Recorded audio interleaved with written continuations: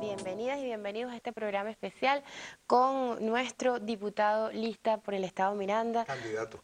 Perdón, candidato, todavía, Todavía no. todavía es candidato. Próximo diputado, si el pueblo así lo decide, en nuestras próximas elecciones el 26 de septiembre. Profesor Navarro, bienvenido a Vive, Gracias, el Blanca. canal del Poder Popular, y yo aquí medio prestada en este programa especial, preparándonos para esta jornada que arranca hoy a las 12 de la noche con el gran cohetazo para iniciar la campaña admirable. ¿Cuál es este momento histórico, este ciclo bicentenario? ¿Qué es lo más importante de este proceso electoral del 26 de septiembre? Mira, buena pregunta. Estamos en yo pienso que estamos en un momento de la humanidad bien especial. En ese sentido, yo creo, Blanca, que nosotros somos como una especie de seres humanos privilegiados. Quiero decir, los que vivimos primero, esta generación que vive sobre la faz de la tierra, de seres humanos. Pero además, nosotros los venezolanos, además somos privilegiados dentro de los privilegiados, en el sentido de que somos actores y somos protagonistas y espectadores al mismo tiempo de grandes procesos, de grandes cambios.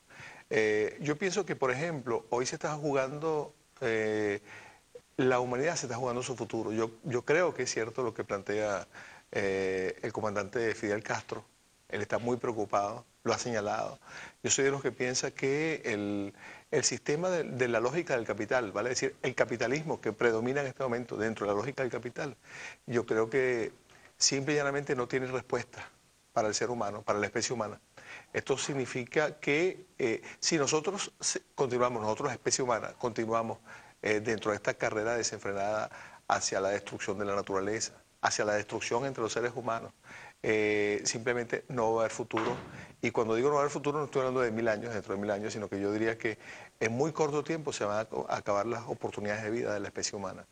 Lo estamos viendo porque lo estamos viendo lo que está pasando en Rusia mismo, en Moscú, los incendios forestales, ahora incendios forestales y ahora hay nieve, de pronto está cayendo nieve en otros sitios donde no debía caer nieve, inundaciones terribles. Es decir, estamos asistiendo a cambios importantes desde el punto de vista climático, que son producto, sin duda, en buena medida de la acción del hombre, de la acción irresponsable del hombre.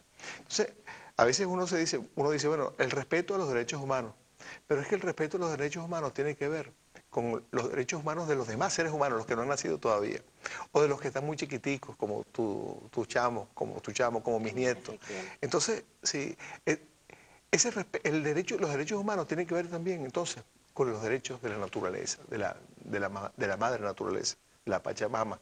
Entonces, el capitalismo, por su necesidad desenfrenada de acumulación, de incrementar la producción y por tanto incrementar el consumo, porque nadie va a producir si alguien no consume, entonces se generan los patrones de consumismo, los medios de comunicación, etcétera, nos lleva indefectiblemente a la destrucción de la especie humana por la vía de la destrucción de la naturaleza.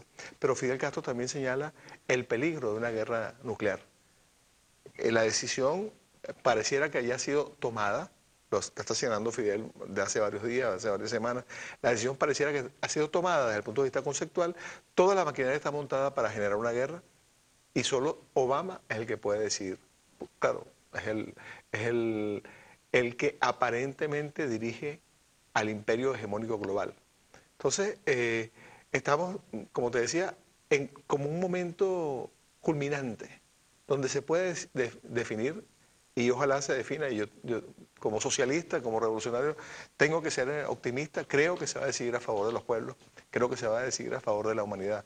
Y como dice Fidel, de nuevo citándolo, bueno, algún día le agradeceremos todos a Obama no tomar una decisión. Fidel confía en que Obama sea un hombre inteligente, en el sentido de que no se puede sacrificar a la especie humana.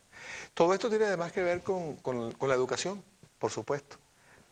Tiene que ver con la educación porque todos esos seres humanos que están en este momento tomando decisiones sobre la guerra o sobre la paz, sobre la vida o la muerte de los seres humanos, sobre la desaparición de la especie humana sobre el planeta o incluso de la vida sobre el planeta, son personas que de alguna manera pasaron por una educación.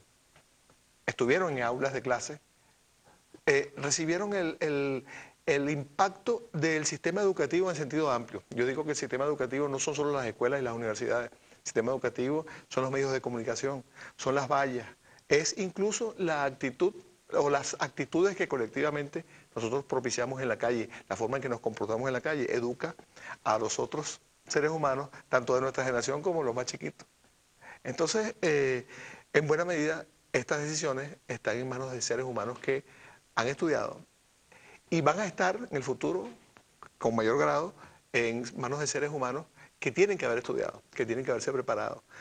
No estoy hablando solo de los científicos, que son importantes, pero estoy hablando de los científicos, los que van a hacer la política, los que van a tomar todo tipo de decisiones y, por supuesto, un elemento que a veces uno deja de lado, los que hacen el tema cultural.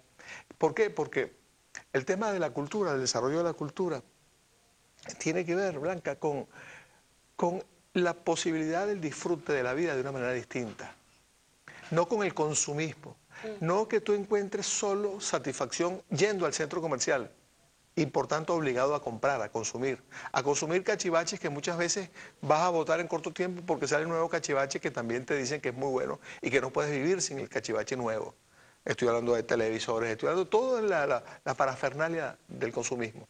Entonces, esa nueva generación de seres humanos que ya estamos empezando a formar en Venezuela y que se está formando en el mundo entero, con criterios distintos acerca de la educación, orientaciones distintas acerca de la educación en sentido amplio, repito, en manos de ellos está el futuro de la humanidad. Entonces tenemos que confiar también, además, tenemos que confiar en esos seres humanos. El 26 de septiembre, quienes representan esa visión capitalista, neoliberal, que son expresiones de la Cuarta República, y que en este momento se plantean ellos dicen reforma, entre una de las leyes que ponen, entre comillas, reformar, es la ley de educación.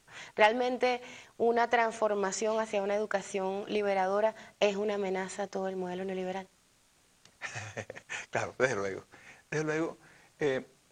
Primero, hay la Ley Orgánica de Educación, nuestra Ley Orgánica de Educación que fue aprobada hace un poquito más de un año y 2 semanas, 15 de agosto del año pasado, 2009. Esa, primero, como ley orgánica que es, pretende organizar el sistema educativo. Distinta a la ley orgánica anterior, la ley orgánica que estaba del año 80, vigente desde el año 80, esa ley orgánica de educación era mucho más que una ley orgánica de educación, casi era un reglamento en algunos aspectos, para algunas cosas. En cambio, para materia de educación superior, no hablaba de la educación superior, lo dejaba a una ley de universidades, en efecto. Pero, por ejemplo, el tema de adecuar la ley a las exigencias de nuestra Constitución, eso, por supuesto, no podía ser previsto en esa ley. Me refiero en particular al tema de la autonomía universitaria, que está muy en discusión en este momento. La autonomía universitaria por la cual luchamos los que hoy, en buena medida, estamos hoy con este proceso e impulsamos esta ley orgánica de educación. Es una autonomía universitaria que impulsaba la participación popular, que incorporaba, que quería abrir las universidades para que el pueblo entrara a las universidades. Esa autonomía universitaria no es la que está recogida en la ley de Caldera.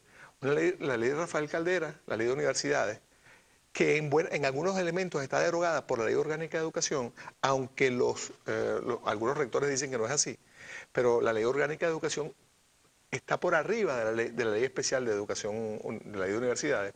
Bueno, por ejemplo, en esa ley la autonomía y por tanto la democracia interna universitaria, que tiene que ver por supuesto con la autonomía, esa democracia universitaria interna era solo para los profesores. Los profesores eran iguales, unos más iguales que otros, porque había los profesores instructores que tienen una buena parte de la carga académica, incluso muchas veces en muchas facultades, una carga académica mayor que el resto de los profesores de escalafón, y sin embargo ellos no votan. Y por otra parte, los estudiantes tenían una fraccioncita muy pequeña, su voto del voto de un profesor. O sea, no era una comunidad de iguales, y tampoco los empleados administrativos y los obreros. Bueno, uno de los elementos que tiene la Ley Orgánica de Educación es que expande las posibilidades de que toda la comunidad universitaria se exprese en la elección, por ejemplo, de sus autoridades. No dice que las autoridades, que cualquiera puede ser, porque eso es una de las formas en que han criticado, haciendo una caricatura de la elección. Dicen, bueno, entonces el portero, además despreciando al portero, entonces el portero puede ser rector. No, eso no lo plantea la ley. Lo que plantea la ley es que todos pueden decir quién es el rector. ¿Entre quiénes? Entre los que tienen capacidad para ser rector, por supuesto. ¿Cuáles son los que tienen una cierta formación, etcétera, etcétera? Entonces, por ejemplo, es uno de los elementos que ellos quisieran hacer retroceder. Porque esa autonomía que implica democracia no es lo que ellos quieren de la universidad. La autonomía que quieren ellos en este momento es una autonomía que les permite a los rectores de las universidades, por ejemplo, emplear los recursos de la universidad para asignarle recursos a un candidato electoral o a una actividad de la contrarrevolución, de la conspiración. Esa es la autonomía universitaria que ellos quisieran ahorita. Una autonomía universitaria que no está relacionada con la entrega de cuentas, con una entrega transparente de cuentas hacia la propia comunidad. Fíjate que la Ley Orgánica de Educación también plantea que en las universidades va a existir un Consejo Contralor. No es el Estado, no es el gobierno, no es Chávez el que le va a hacer la Contraloría. No, no, no. Entreguen cuentas a su gente, a la comunidad universitaria. Comunidad formada por profesores, estudiantes, empleados administrativos y obreros. Entonces, lo que busca, al contrario, yo diría que esta ley de universidades, esta ley orgánica de educación, que hay que desarrollar ahora, las leyes especiales, esta ley orgánica de educación, es mucho más democrática e incluso mucho más autonómica, y se puede demostrar en el texto, mucho más autonómica que las leyes, que la ley universidad vigente. Yo puedo recordar un poco, yéndonos a lo que era el modelo cuarto republicano, cómo empezaron a proliferar a partir de finales de los 80 y todos los años 90, muchísimos colegios privados, hasta en sectores populares, y un abandono tremendo de la educación pública. La mayoría de nuestros maestros tenían cargos a los que iban algunas pocas horas a la escuela pública y luego formalmente a la privada. Como pasaba en la salud también. En la salud pasaba exactamente lo mismo. ¿Cuál era la tendencia? Es decir, ahí asumir la educación como un privilegio, solo los que pagan pueden tener acceso a la educación y no la educación como un derecho de todas y de todos. Fíjate que ese es un criterio que incluso... Y luego el pago de la matrícula, claro, para inscribir, donde más de 1 millón de niños, cuando llega la revolución, pueden participar del sistema educativo porque se quita esta, claro, inscripción. Fíjate, es que aquí vamos a un elemento que es fundamental, que viene siendo estudiado desde hace mucho tiempo, es el tema de la división social del trabajo. ¿Qué implica la división del conocimiento, la división social del conocimiento? Esto es que ciertas clases sociales tienen acceso a unos ciertos tipos de conocimiento y otras clases sociales tienen... Primero, si tú admites que la sociedad puede vivir con clases sociales, entonces ese es el punto de partida para generar una sociedad en la cual el conocimiento también se distribuye inequitativamente, a partir no de las competencias que puede tener cada quien, porque somos diferentes. A lo mejor tú tienes más aptitudes para las humanidades, para las letras, tu naturaleza, y a lo mejor yo como ingeniero, y por eso soy ingeniero probablemente, tengo más habilidades para los números. Eso nos hace diferentes. Eso hace que tú tengas unos intereses distintos a los intereses que tengo yo. Pero el problema es que si esa diferencia depende de la capacidad adquisitiva tuya, cuando se privatizan los derechos de la gente, cuando tú, por ejemplo, tú puedes recibir salud, buena o mala, tú tienes derecho a recibir salud, asistencia de salud, sistema de salud, pero va a ser buena o mala o peor dependiendo de la capacidad que tú tengas de pagar. En la educación, la tendencia de las últimas probablemente 3 décadas de la Cuarta República fue cada vez más hacia una privatización. Aquí hay